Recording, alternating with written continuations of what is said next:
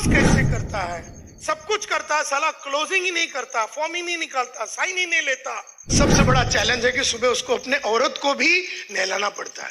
Late आना नहीं चाहिए, ये है वो है, ऐसा है वैसा है, लेकिन उसके लेट आने के पीछे क्या कारण है? कोई नाता है 1.5 घंटा, अलग अलग पार्ट को संभालता। मतलब तो ग्रेट टीम लीडर पूरी चीज को समझता है। तो great team leaders look at the jungle, the whole picture concept. एक अच्छा लीडर वो होता है जो पूरे जंगल को देखता है। अब क्या होता है, आप जंगल में जाते हैं तो पूरा जंगल को, आपको ऊपर जाके पूरा जंगल को देखना चाहिए। अगर समझो जंगल यहाँ है तो मैं यहाँ से देखता हूँ, एक अच्छा ग्रेट टीम लीडर जंगल को देख सकता है और जंगल को देखता है और काम करता है। लेकिन जो ग्रेट टीम लीडर नहीं होता है उसको पेड़ों को देखने की आदत है। इसका मतलब क्या है, अब मैं आपको समझाता हूं। क्या है कि टीम बनाने के टाइम पे टीम के अंदर बहुत सारे चैलेंजेस होते हैं। एक आदमी को ही बनाने में ही बहुत सारे चैलेंजेस होते हैं। एक सिंगल आदमी को बनाने में ही बहुत सारे चैलेंजेस होते हैं, और एक पूरी टीम को बनाने के लिए चैलेंजेस तो मल्टीपल होता है। तो अगर आपको एक ग्रेट टीम लीडर बनना है तो जो सामने मुद्दा आता है ना, वो पेड़ होता है। समझो टीम टूटी तो ये मुद्दा हुआ, ये तो हम वो मुद्दा है, वो पेड़ है। लेकिन टीम क्यों टूटी, वो जंगल है। तो ग्रेट टीम लीडर पूरी चीज को समझता है। वो सिर्फ जो सामने, अभी समझो एक ग्रेट टीम लीडर के सामने एक आदमी आया, वो हमेशा लेट आता है। लेट आना वो क्या है, वो एक पेड़ है। लेकिन लेट आने के पीछे क्या क्या कारण हैं, वो ढूंढने वाले को ग्रेट टीम लीडर बोलते हैं। एक आदमी जब लेट आता है तो वो पेड़ है, वो एक इंसिडेंट है, एक आउटकम है, वो लेट आया। लेकिन लेट आने के पीछे 500 रीजन है, हम ये कभी नहीं देखते। एक आदमी जाता है और खाली हाथ आ रहा है फील्ड में, खाली हाथ आता है रोज, किसी को बेच नहीं पाता, तो नहीं बेच पाता, वो एक आउटकम है, वो एक आउटकम है और वो एक पेड़ है। और ग्रेट टीम लीडर सिर्फ पेड़ को नहीं देखता, पूरा जंगल को देखता है कि वो जाता किधर है, कितने बजे जाता है, किसको मिलता है, क्या बोलता है वो, जिसकी वजह से धंधा नहीं मिल रहा है उसको। तो आज के बाद ग्रेट टीम लीडर अगर बनना है तो पूरे जंगल को देखा करो और सिर्फ सामने आई हुई चीज या सामने आई हुई प्रॉब्लम को खाली ना देखो। तो इसीलिए कहता हूं कि हमेशा एक जंगल की तरफ देखा करो। जनरल ह्यूमन टेंडेंसी क्या है, जनरल ह्यूमन टेंडेंसी क्या है, हम लोग स्ट्रेट लाइन यानी पेड़ को ही देखते हैं। हम क्या नीचे उतरते और चलते हैं ना तो सामने पेड़ ही दिखता है। तो ग्रेट टीम लीडर नीचे से नहीं चलता, वो ऊपर से देखता है पूरा। सो जनरल ह्यूमन टेंडेंसी ये है कि हम पेड़ों को देखते हैं, हम स्ट्रेट लाइंस को देखते हैं। और स्ट्रेट लाइन ये हो सकता है यानी कि पेड़ है, स्ट्रेट लाइन वो हो सकता है, वो ये पेड़ है। मतलब एक स्ट्रेट लाइन का मतलब क्या है, समझो एक आदमी को तुमने बोला 10 बजे आओ, वो लेट आया। हम लोग लेट आने वाले बात को लेके अकड़ जाते हैं और हम उसको 4 गाली देते हैं, लेट आना नहीं चाहिए, ये है वो है, ऐसा है वैसा है। लेकिन उसके लेट आने के पीछे क्या कारण है, ये देखने वाले को टीम लीडर बोलते हैं। और यही आदमी है जो टीम को बिल्ड कर सकता है। लेकिन हम लोगों को भीड़ को हैंडल करने की आदत है, बोले यार कल से टाइम पे आ जाना, समझ गया, नहीं तो नहीं आना। वो तो बहुत आसान काम है वो डायलॉग मारना, वो तो कोई भी कुत्ता मार सकता है डायलॉग, इसमें कोई बहुत बड़ी बुद्धि वाली बात नहीं है कि भैया कल से टाइम पे आ। लेकिन उसका बार बार टाइम पे नहीं आने के पीछे राज क्या है, कारण क्या है, मुद्दा क्या है, इशू क्या है, घर में प्रॉब्लम है, बीवी के साथ प्रॉब्लम है, उठ नहीं पाता है, क्या है।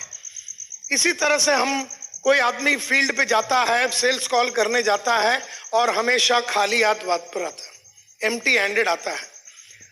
तो मैं हमेशा कहता हूं वी लुक एट आउटकम्स, हम लोग खाली आउटकम की तरफ ध्यान देते हैं, पेड़ की तरफ ध्यान देते हैं। पेड़ यानी वो लेट आया, फील्ड में गया, खाली आता है, खाली आता है यानी पेड़ आया। हम खाली पेड़ों को देखते हैं, हम खाली स्ट्रेट लाइंस को देखते हैं, हम खाली आउटकम को देखते हैं। बट द सीरीज, नीचे जो लिखा है, the series of events occur, एक पूरी सीरीज ऑफ इवेंट्स होती है, सीरीज ऑफ इवेंट्स ऑकर, एक पूरी सीरीज ऑफ इवेंट्स होता है that has led to the outcome. वो आउटकम उसकी वजह से हुआ है, वो सीरीज ऑफ कार्यक्रम हुए हैं जिसकी वजह से।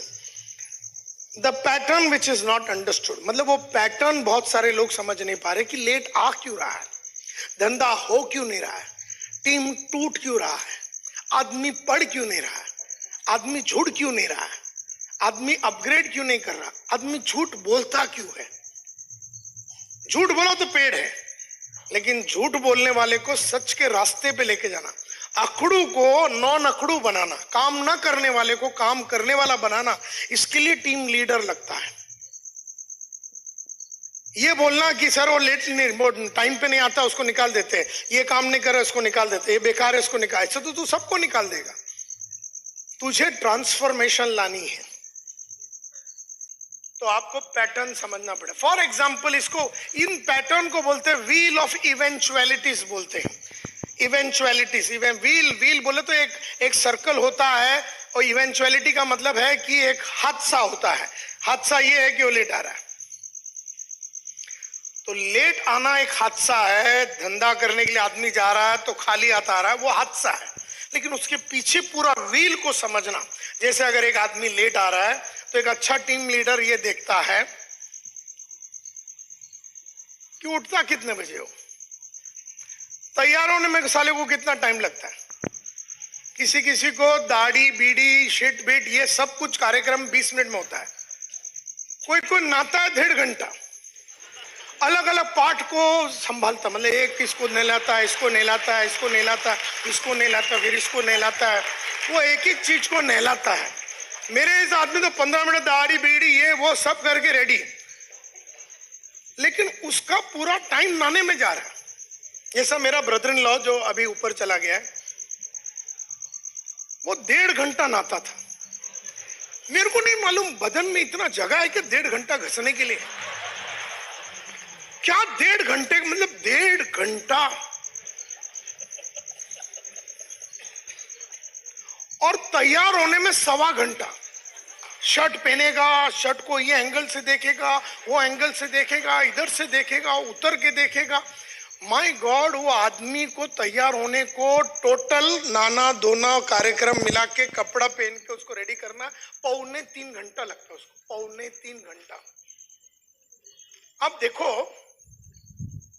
उसको रेडी होने में कितना टाइम लग रहा है, और फिर उठ कितने बजे रहा है। अब उसको 10 बजे मीटिंग में जाने का है और उठता है वो 8 बजे, पहुंचेगा, क्योंकि उसको नहाने में ही कितना टाइम लग रहा है, 1.5 घंटा, 1.25 घंटा तैयार होने में, 2.25-3 घंटे का कार्यक्रम है उसका खाली रेडी होने में। तो ग्रेट टीम लीडर जो है पूरा कार्यक्रम देखता है कि इतना करता क्या है, और फिर उसके ऊपर काम करता है। वो 1.5 घंटा जो तैयार होने में लगाता है उसको 20 मिनट की तरफ लेके जाता है लीडर। वही जो आदमी 1.25 घंटा लगाता है तैयार होने में, उसको 15 मिनट में तैयार कराता है। तो टोटल कार्यक्रम वो 35 मिनट 40 मिनट में कराने का चक्कर चलाता है। तो ये पूरा समझना बहुत जरूरी है। What time does he leave, कितने बजे घर से निकलता है। अभी आज इधर बारिश था, बहुत सारे लोग 10 बजे नहीं पहुंचे, लेकिन आप जानते हैं कि संतोष नायर तो 1.5 घंटा पहले इधर रहेगा, वो कभी लेट नहीं होगा, क्योंकि आज तक ऐसी कोई बारिश हुई नहीं है, आज तक ऐसा कोई ट्रैफिक जैम हुआ ही नहीं है, आज तक ऐसा कोई चीज ही नहीं हुआ है जो अपने को लेट कर सके, क्योंकि अपन ने अपने आप को वैसा बनाया है। लेकिन लोगों ने अपने आप को वैसा बनाया नहीं, तुम्हें वैसा उन्हें बनाना पड़ेगा, तब जाके वो आदमी जो लेट आता है उसको टाइम पे आने की कलाकारी आपको सिखानी पड़ेगी। कितने बजे वो घर से निकलता है और उसके घर में क्या क्या चैलेंजेस है पता चलता है। उसका सबसे बड़ा चैलेंज है कि सुबह उसको अपने औरत को भी नहलाना पड़ता है। और वो 2.5 घंटे वाली है।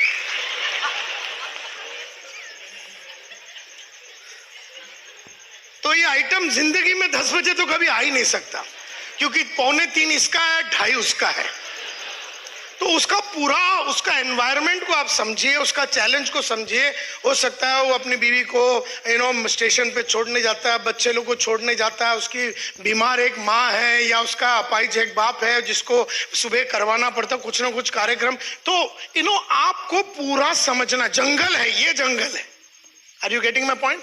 ये जंगल है, लेकिन अपन क्या देखते हैं, क्या है ट्री, क्या है लेट है सर, कल से टाइम पे आना, समझा, निकल, हो गया। ऐसा बोलने था तो कल डायमंड कर देना, तो आदमी ऐसे ही कर लेता था। So how does he travel कैसे करता है, उसका घर कितने लंबाई पे है, उसको स्टेशन पहुंचने में कितना टाइम लगता है, उसके घर के उधर से उसको गाड़ी मिलता भी कि नहीं। तो ऐसा कोई जंगल एरिया में रहता रहेगा जहां पर उसको 15-20 मिनट चलना पड़ता रहेगा, फिर उसको रिक्शा मिलता है या बस मिलता है। स्पीड ऑफ द व्हीकल, किस टाइप के गाड़ियों में वो ट्रैवल करता है। उसके बाद वो ट्रैफिक जैम के लिए और बाकी सब चीजों के लिए कितना टाइम देता है। सभी चीजें इसको जंगल बोलते हैं। और ग्रेट टीम लीडर जो है जंगल को देखते हैं, पेड़ों को नहीं। अब मैंने खाली ये एग्जांपल दिया, अभी अपने हिसाब से आप अपना दिमाग लगाओ कि आप जब पीपल का प्रॉब्लम सॉल्व कर रहे हैं, 2 आदमी झगड़ा कर रहे हैं, तो खाली जाके ये बोलना है झगड़ा मत करो, ऐसा झगड़ा सुलझ जाता है क्या? उसकी सोच को बदलना पड़ेगा। वो झगड़ा क्रिएट करने वाला वो जो सोच है, उस सोच के ऊपर काम करना पड़ेगा, उस जंगल पे हाथ डालना पड़ेगा, तब जाके टीमें बनती है। वो साइकोलॉजी के ऊपर काम करना पड़ेगा। अगर आप देखेंगे एक सेल अगर होना है, तो मैं तो हमेशा अपने लीडर लोग को बोलता, अगर एक सेल होना है तो बहुत सारी चीजें होनी चाहिए, तब जाके एक सेल पैदा होता है।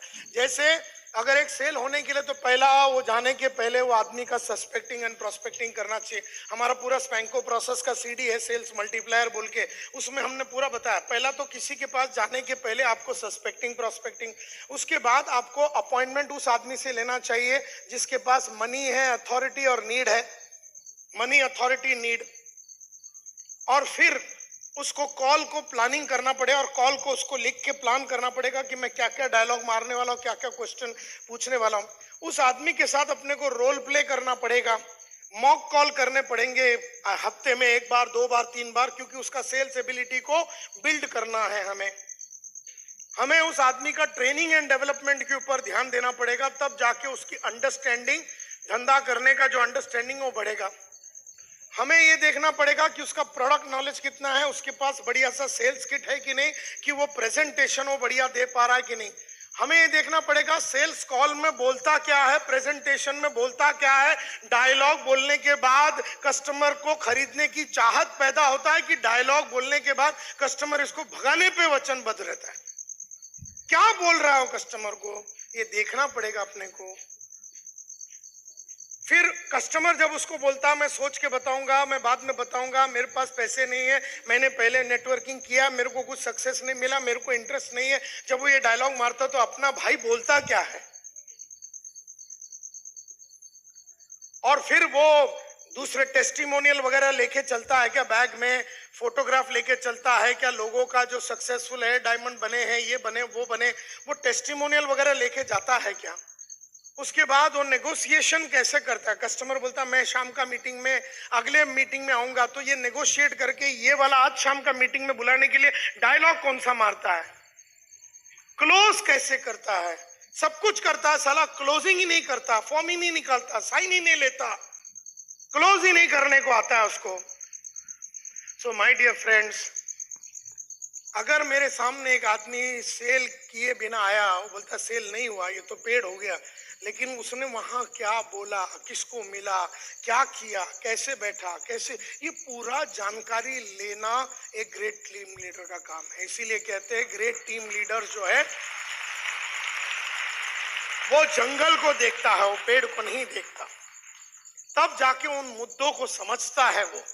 क्योंकि अगर टीम बनाना है तो जो हॉकी प्लेयर्स में जो मारा मारी हो रहा है उसके पीछे राज समझना पड़ेगा।